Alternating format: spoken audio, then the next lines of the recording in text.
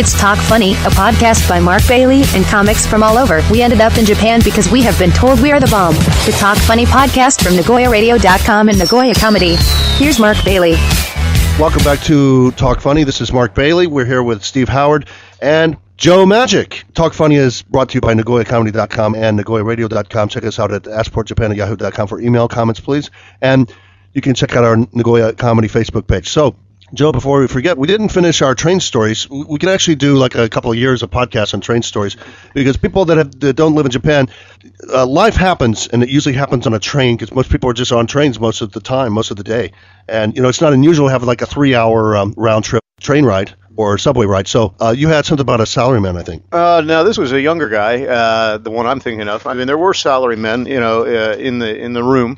Everybody's on the train, and the puking culture in Japan, where I've heard about it. There'll be like a guy at the station the other day that was slumped down next to one of the columns, and he was sitting there, and he was all just kind of like befuddled because he was staring at his hand that was covered in puke. And, he didn't know exactly what to do, how to get up, how he was going to deal with the puke that was on his hand and all of that. So that kind of paints the picture, I guess, of, where we are. But I'm on the train. This is back in the early days. It kind of paints the station, too. Usually kind of puke. Pun intended, yeah. Paints Indeed. the floor. But, kind of a veneer. You know how it is whenever you've got the long couch seats on the trains, and this fellow came in and slumped down into the middle, and everybody was sitting there, kind of snuggled in together, and I was standing kind of close to the door, the big door, and you could tell by the way he was kind of wiggling and wobbling back and forth. He had that look on his face that this guy was getting ready to hurl, and so I recognize it, but I'm a frat boy turned bartender turned English teacher in Japan, so we're kind of sensitive to these things, and so I started backing away, but I couldn't go out the door because that's where the tracks are, and we're moving really fast. And you're not that depressed. No, not at all. And I told you the story about the other train thing, so yeah, not depressed at all at that point. And I started wandering over, trying to get closer to the door to get to the next car. And nobody else is moving, and I'm trying to kind of like look at people, and everybody's ignoring everybody as they usually do. And he finally just lunged forward and filled the entire center area of the car with puke. And then people got indignant, that their personal space had been invaded, and their clothing had been soiled, and it was. They didn't see it coming. They did not see it coming at all. Wow. I left. You left the scene like that? I left the scene of the so accident. much more material. Yeah, I know there should be, but yeah, it was pretty slippery. I know there was, it looked like a skating rink. People trying to get around, Bambi on the ice and whatnot. A wedding trainee that I was taking on the JR trains going to Gifu, and there's this lady, this girl, and she looked, she's Japanese, but she looked pale white and just really anemic, and she's same kind of symptoms, but this is early morning, and she's kind of wavering back and forth, and it looks like she's going to fall on us. And I'm really alert to this. I'm a total germaphobe. I'm really alert to this kind of thing. And I'm on the inside seat. He's on the outside seat, this Canadian guy. You may know Lloyd. Anybody know Lloyd? Anyway, it was Lloyd. Yeah. If you knew Lloyd. Shout out to Lloyd. He's recently written a new book. Amazing. Yeah, unbelievable. And I think he would mind me telling this story. But I still keep in touch with him, and I think he may actually listen to the podcast. But Lloyd, you actually did this, and it was, he's a good guy, and so he did stuff that I would not do. He sees her kind of falling, and he's not trying to pick her up. He's just trying to. He cares for her, but he doesn't know, she's sick, and he wants to make her feel better. So he grabs her coat and says, "Let me hold that for you in case you're going to get sick," And then he holds the coat, and then holding her hand, and he's like, "Are you okay?" And I'm like, germs, whatever's making her vomit, I don't want that on anybody's hands. I wouldn't touch. And I said, "It's Chuhai." Lloyd, I wouldn't. Oh, okay. Is it Chuhai? All right. I'll lick my hands. And I said, Lloyd, don't touch a sick person because you don't know what she has. You don't know if she's going to burst into flames. You don't know what she has, Ebola, E. coli, whatever. He's like holding her, and then people are looking at us. He goes, "I'm going to give her my seat." And I said, "You know what? If she's sitting next to me, I'm not sitting here, so she can have 2 seats just in case she's going to hurl." And it was 4 seconds after I left my seat and I stepped back. I could hear, the symptom. You can hear this, and not in a good way. Sometimes you hear that with a girl. It's a good sound. This is Probably have to cut that one. Choke, baby, choke. She was choking the other way, and I just heard it, and I could sense it. I could feel the upping, And I said, Lloyd, look out. It was before I got to the word out. And she painted the seats. They were green. Now they're really green. And he goes, I didn't know she was sick. And I said, she's cold and she's freezing and her skin is cold and looks like she's about to fall over. You didn't know she was sick? He goes, I just thought that she was nauseous from the train. She's in Japan. She's ridden the train. She was probably conceived on a train. I mean, that's how much Japanese people ride trains. And then I had another one. Oh, here's a quiz. It's early morning, rush hour, normal weekday. How do you spot the mentally challenged girl? How do you spot the mentally, what's the PC term? Is there a PC term? It used to be retarded. It's mentally handicapped. I think that's correct. And how do you spot her?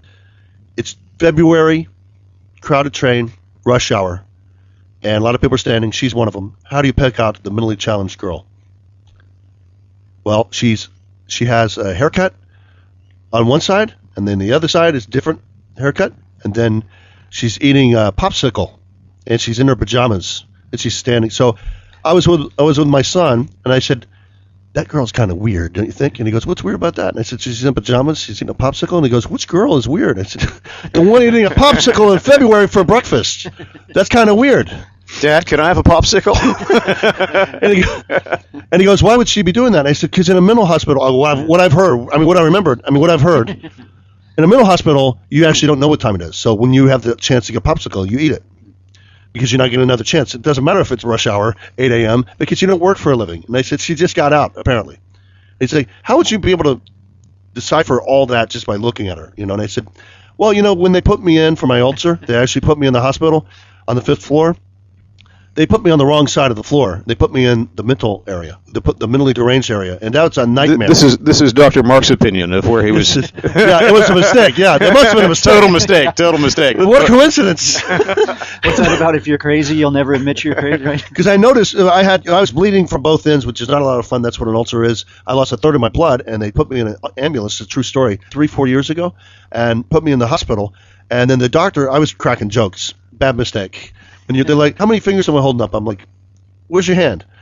Can you see the fingers? I'm like, yeah, you got 2 fingers. She's like, try again. I'm like, I know it's 3 fingers. She goes, are you sure? Yeah, I know it's 3 fingers.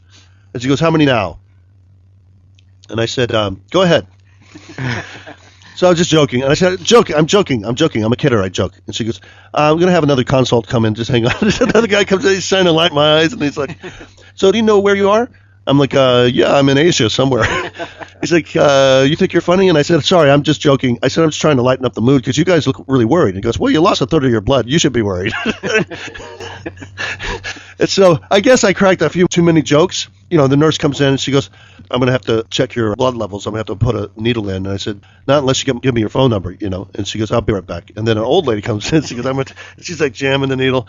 So too many jokes. Just a tip. If you're a comedian, you go in the hospital, ixnay on the oxj, Did you get a popsicle? I never got a popsicle. But I saw a bunch of people in the mental ward eating popsicles because they were giving them out. I'm like, I'm not in the mental ward. I'm in the mental ward. Mark refused his popsicle, didn't he? As principal, because if I accept the popsicle, I have to admit I'm in the mental ward. How do you eat the popsicle if you're wearing the white jacket with the wraparound? Well, they take that off, but the stick is padded, so you can't go in your temple, And I'm not kidding. They actually did have popsicles. So when I'm on the train, I'm like, I recognize that from the middle ward, which is a skill that not everyone has. It's something you probably shouldn't bring that up in a job interview. So I have the ability to pick out crazy people. I remember this time. I remember when I got along so well with them before they kicked me out, and so and they kept me there for 5 days, and then the doctor would come in and go, how are we feeling? I'm like, I'm fine. I'm ready to get out of here. He goes, yeah, that's what they all say. So no, I said, I'm fine. My ulcer's fine. He's like, it's not your ulcer, quote unquote, we're worried about. We'll just do some more tests. It's like, do you ever think about hurting yourself? I'm like, no, but if I have to stay here any longer, do you got any ideas? No, he goes, no, you don't think about hurting yourself? I said, no. Would you ever hurt other people? And I said, well, if I don't get out of here soon, I'm going to start hurting people. And he goes, seriously. He goes, I have to write down what you say. And he goes, I know you mentioned you did comedy before. He's never seen evidence of that so far. But, he said, I have to write down what you say, so please don't do any more jokes. And I said, okay, no comment then. And he goes, so you're ready to go home now, and you're going to stay home, and you're not going to drive heavy machinery because the stuff that you're on is not good for that. Yeah, you do that a lot teaching English. Yeah. You mean heavy machinery like a pencil, pineapple, and a pen, pineapple? And so he goes, so we're going to give you some medication. Any questions? I said, could I get some more to go? Just, for the road. This is good stuff. I said, actually part of the medication you're giving me is actually helping me with the jokes. And I'm writing stuff down, and he goes, yeah, okay, good. He goes, are you sleeping well? I said, no, because this place is full of crazy people. And he goes, yeah, they all say that. He goes, we're going to let you go, but we're going to have you come in 2 days later just for a check, So I came in 2 days later, and my wife was like, no more jokes, I'm serious. I will leave you here. The doctors don't like jokes. Don't you get it? Science and jokes doesn't work. So that's what I learned is, when people go, hey, so your wife is going to come with us in the ambulance. Like, that's not my wife. Don't do that. There's probably a couple of doctors someplace in the break room at the mental hospital going, you remember that guy that convinced himself that he had an ulcer a few years back? He got away. But that's the thing is, I don't know if you've ever stayed in Japan. In a mental ward? No. It's on my bucket list, though. In Japan, you don't get private room. I mean, you could, but I think it costs $15,000 a day. I paid like $5,000 for 5 days with a room with 2 other people. And one was an old guy, and he was screaming his lungs out because he had lung cancer and he was dying. And he died while I was there. The nurses just come in. You can't sleep. And he's just like screaming, she did it. I'm like, shut up, old man. You're not dying. She did it. Then it was quiet. I was like, I probably should have been nicer to him. And then there's another guy who's screaming, it's like, we're all going to die. We're all going to die. We're all going to die. And they moved him down the hall to the middle ward. Popsicle and he shut up. Yeah, to the middle ward. And I asked the nurse, I'm like, what is that other? Where did you take him? She goes, we took him to the middle ward. I'm like, where is that? What floor? It's this floor. One door down from you, buddy. One door down from you. It's one chunk away for you. One chunk away. Come on, Seinfeld, do some more. And then I spent 23 years in the asylum. Yeah. The mental ward is a spectrum. What's with these asylums? Who are these nurses? What's the deal with asylums? Keep it up, Bailey. Keep it up. So they took him out. I said, what happened to him? The nurse said he was screaming too much and he was complaining and screaming too much. We put him in the middle ward. She goes, how's things with you? I said, I'm fine. We're all fine. I just want to all read. of us. All the voices in my head are fine right now. I said, everybody shut up. And I'm the only one in the room, right? Shut up, don't talk to the nurse, don't tell her what you see. Don't tell her about the voices. And she goes, so any complaints? I said, no, nothing, not fine. She goes, how was food? It was the gruel, I said, it's fine, it's great. Great. So the doctor comes in, he's like, how are things? I'm fine. I'm fine. I'm ready to go. And he goes, well, I'll be the judge of that. I'm like, I kind of feared that, yeah. And he goes, so any jokes you want to tell me? I'm like, no, I'm fresh out. I learned my lesson. One flew over the cuckoo's nest.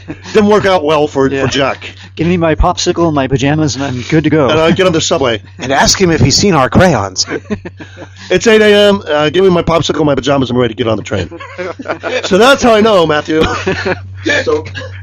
So apparently, I asked the nurse, and I was curious, so I actually walked down toward the inner rings of Dante's mental ward. And I noticed there's no barrier. But then when I left the 5th floor, I noticed there's a gate. So I'm in that. They put you, if you have an ulcer, quote unquote, and then I guess it drives you, you scream because they put you in with 2 other screamers, and one of which dies. So I guess it's like, we'll put 3 of them in. One of them's going to crack jokes. The other one's going to die. The other one goes to the middle ward. If the other one cracks jokes more, we'll put him in the middle ward. It's like, so my wife came up, and then the doctor said, I need to talk to you for a minute. And she was gone for an hour. Mark, I've seen your routines. I don't know why they would put you in with the screamers. I don't know why. It's not the real Goofy. They didn't like that story actually either. It's not the real Goofy. I think I'll put in the Goofy story because I did that on radio. So before we run out of time,